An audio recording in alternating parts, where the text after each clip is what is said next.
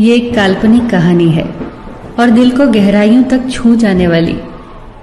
एक बार स्वर्ग में विचरण करते हुए कृष्ण और राधा एक दूसरे के सामने आ गए। विचलित से कृष्ण, प्रसन्नचित से राधा। कृष्ण सकपकाए, राधा मुस्कुराई। इससे पहले कि कृष्ण कुछ कह पाते, राधा बोल उठी, कैसे हो द्वारिकाधीश। जो राधा उन्हें कान्हा कान्हा कहकर बुलाती थी, उसके मुख से द्वारिकाधीश का संबोधन कृष्ण को भीतर तक घायल कर गया।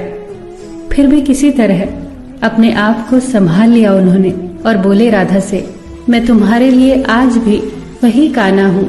तुम तो मुझे द्वारिकाधीश मत कहो। आओ बैठते हैं। कुछ मैं अपनी कहता हूं, कुछ तुम अपनी सुनाओ। सच कहूं राधा, जब जब भी तुम्हारी याद आती थी, इन आंखों से आंसुओं की बूंदें निकल आती थी। राधा बोली, मेरे साथ ऐसा कुछ नहीं हुआ। न तुम्हारी याद आई, न आंखों से आंसू बहा, क्योंकि हम कभी तुम्हें भूले ही कहाँ थे। जो तुम याद आते, इन आंखों में तो सदा तुम ही थे।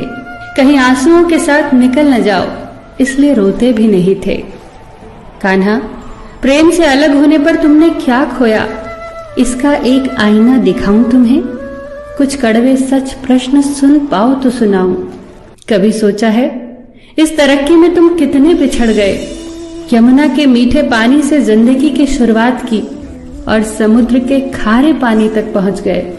एक उंगली पर चलने वाले सुदर्शन चक्र पर भरोसा कर लिया और 10 उंगलियों पर चलने वाली बांसुरी को भूल गए।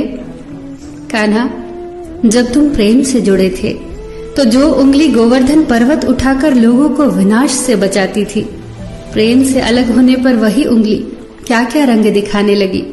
सुदर्शन चक्र उठाकर विनाश के काम आने लगी। कान्हा और द्वारिकाधीश में क्या अंतर होता है बताऊं?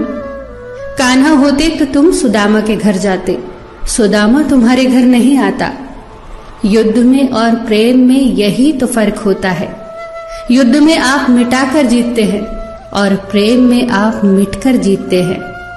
कान्हा, प्रेम में डूबा हुआ इंसान दुखी तो रह सकता है, पर किसी को दुखी नहीं कर सकता।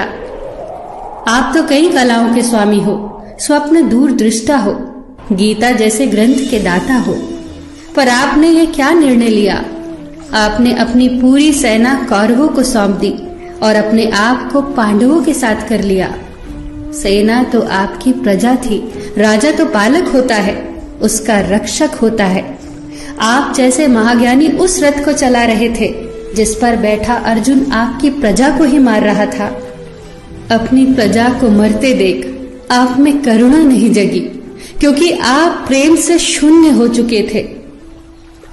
आज भी धरती पर जाकर देखो, आपकी द्वारिकाधीश वाली छवि को ढूंढते रह जाओगे। हर जगह, हर मंदिर में मेरे ही साथ खड़े नजर आओगे।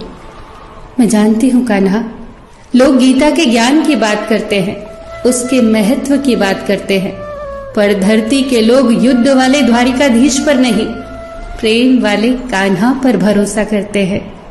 गीता में मेरा दूर दूर तक नाम नहीं है, पर आज भी लोग उसके समापन पर राधे राधे कहते हैं। ये कहानी काल्पनिक जरूर है, पर इसके भीतर छिपी सीख बहुत महत्वपूर्ण है।